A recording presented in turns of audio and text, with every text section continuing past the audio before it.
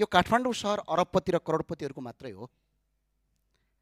यो गरिब दुखी श्रमिक र निमुखा जनताको पनि सहर हो या होइन? पहिला यदि गरिब दुखी जनताको सहर हो भने यो नेपालको राजधानी किन हो? नेपालको राजधानी हो भने यो गरिब दुखी र सरबारा वर्गको र जनताको पनि सहर हो। आज गरिब दुखी जनता यो सहरमा बाँच्न नपाउने भइसके अघिल्लो पटक मेयर भएका कारणले गर्दा यो अवस्था आज सिर्जित बनेको छ। सम्माननीय सभामुख महोदय, सरकार कसलाई चाहिन्छ? सरकार अरबपतिलाई चाहिँदैन सम्माननीय सभामुख महोदय, र करोडपतिलाई पनि सरकार चाहिँदैन। उनीहरूलाई त्यति आवश्यक हुँदैन सरकारको। सरकार ती व्यक्तिलाई चाहिन्छ जो गरिब छन्, जो निमुखा छन्, जो अपहेलित छन्, जसलाई सरकारको आवश्यकता छ। तर आज सरकार ठ्याक्क उल्टो देखिन्छ। सरकारका नीति ठ्याक्क उल्टो छन् सम्माननीय सभामुख महोदय।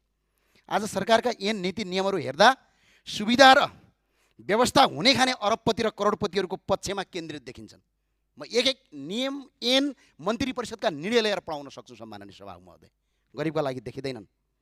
जसको खल्तीकोमा पैसा छ उसले नेपालमा बाँच्न पाउँछ, तर जसको खल्तीमा पैसा छैन उसको जीवनको कुनै मूल्य छैन भन्ने जस्ता सन्देशहरू सरकारका नीति तथा कार्यक्रमले दिइरहेका छन् सम्माननीय सभामुख महोदय। सम्माननीय सभामुख महोदय, नीति तथा कार्यक्रम यस्तो नबनाऊ जुन जनताले थेक्न सक्ने होस्, यस्तो बनाऊ जुन जनताले थेक्न सक्ने होस्। आफ्नो घरबार बेचेर राज्यको जरिवाना तिर्नुपर्ने कानुनले न राज्य सुरक्षित हुन्छ न जनताको जीवन सुरक्षित हुन्छ सम्माननीय सभामुख महोदय। यो युरोप होइन, यो नेपाल हो। यहाँ सबै अरबपति छैनन्, सबै करोडपति छैनन् सम्माननीय सभामुख महोदय। सम्माननीय सभामुख महोदय, हामी युरोपका देशभन्दा बढी कर तिर्छौँ, तर सुविधा भन्ने हामीले कस्तो पाउँछौँ? सोमालियाको भन्दा तल्लो स्तरको सुविधा पाउँछौँ। त्यही भएको हुनाले सम्माननीय सभामुख महोदय, आज नागरिकले औसत 40% भन्दा बढी हिस्सा करमा तिर्छन् अहिले पनि गएर। तर के दियौँ त हामीले? राज्यले के दिन्छ हामीलाई? 40% कर दिँदा न त शिक्षा निशुल्क दिन्छ, न त स्वास्थ्य निशुल्क दिन्छ, न त गतिल्लो बाटो दिन्छ, न त पार्किङ गर्ने कुनै व्यवस्था दिन्छ। तर राज्यले करमाथि कर मात्र लिएपछि अनि यो देश कसरी बन्छ सम्माननीय सभामुख महोदय? तर रोड ट्याक्सदेखि लिएर हरेक ट्याक्स गर्ने हो भने अहिले 296% राज्यले कर सल्लोपर गर्छ, तर सुविधा केही पनि छैन। अनि तर यसको बदलामा के पाउँछ? मृत्यु पाउँछ सम्माननीय सभामुख महोदय, आत्महत्या पाउँछ, जो गणेश नेपालीको हिस्सामा हिजो भयो। सम्माननीय सभामुख मार्फत गृहमन्त्रीज्यूलाई भन्न चाहन्छु, तपाईँ गृहमन्त्री हो कि कन्टेन्ट क्रिएटर हो?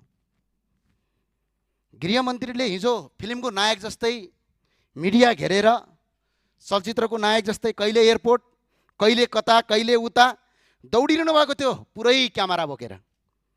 यदि साँच्चै उपचार गर्ने उद्देश्य यदि थियो भने आज गणेश नेपालीको मृत्यु हुँदैन थियो सम्माननीय सभामुख महोदय। आज उनको जीवन बाँच्ने थियो। हामीलाई क्यामेरामा गृहमन्त्री कहाँ हिँड्यो, आज गृहमन्त्रीले युट्युबहरू कति चलायो, आज युट्युबमा कन्टेन्ट कति क्रिएटर गर्यो, त्यो महत्त्वपूर्ण कुरा होइन।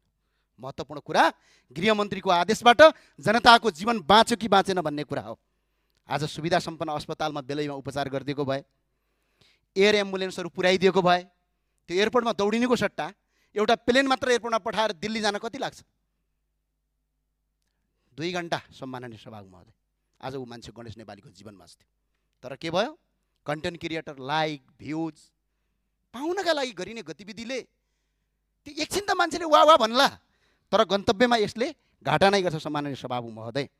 त्यही भएर सम्माननीय सभामुख मार्फत गृहमन्त्रीलाई जिम्मेवारी बन्न, कन्टेन्ट क्रिएटर नबनी देशको वास्तविक गृहमन्त्री बन्न म अनुरोध गर्न चाहन्छु। र गृहमन्त्री र मन्त्रीज्यूहरूलाई सडकमा चटक देखाउने होइन, काम गर्नका लागि आदेश दिने हो। आदेशको पालना भयो कि भनेर त्यसको कार्यान्वयन गर्ने हो।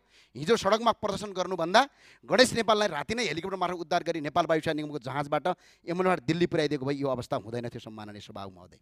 म आज याद दिलाउन चाहन्छु सम्माननीय सभामुख महोदय, प्रतिनिधि सभाको संसदको गेट अगाडि इलामका प्रेम प्रसाद आचार्यले आत्मदाह गर्नुभएको थियो भने आज ठ्याक्कै 1-2 वर्ष 2-3 वर्ष नपुग्दै आज मुहुका गणेश नेपालीले मट्टीतेल छर्किएर आज आत्मदाह गर्नु पर्यो। उनीहरूको पीडा एउटै थियो कि यो देशमा गरेर खान पाऊँ, बसेर गर्न पाऊँ, गरी खान पाऊँ भन्ने हो सम्माननीय सभामुख महोदय। तर सरकार फेरियो, कुर्सी फेरिए, तर जनताको पीडा फेरिएन सम्माननीय सभामुख महोदय। कुर्सी फेरिनु, सरकार फेरिनु महत्त्वपूर्ण कुरा रहेनछ। महत्त्वपूर्ण कुरा जनताको जीवन फेरिनु पर्ने रहेछ। सरकारले पछिल्लो पटक जनताको जीवन सहज बनाउने भने झन् कठिन बनाउने नीति बनायो सम्माननीय सभामुख महोदय। सरकारको नारा चाहिँ अत्यन्त राम्रो छ, गरिबको चमेली बोल दिने कोही छैन। बोल्न दे सरकार, बोल्न दे सरकार, मनको कुरा खोल्न दे सरकार।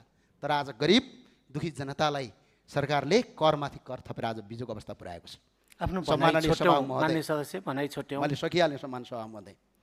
सम्माननीय सभामुख महोदय, म आज सरकारलाई सोध्न चाहन्छु, ठेलागाडामा व्यापार गरेर जीविकोपार्जन गर्नेहरूको व्यवस्थापन कहाँ छ? पठाउ र ट्याक्सी जस्ता सेयर राइडिङहरू चलाएर दैनिक जीविकोपार्जन गर्नेहरूको पार्किङ कहाँ छ? सम्माननीय सभामुख महोदय, सडकमा बसेर व्यापार गर्नुपर्छ भन्ने मान्यता छैन, तर ती नागरिकका लागि वैकल्पिक व्यवस्था किन गरिएन?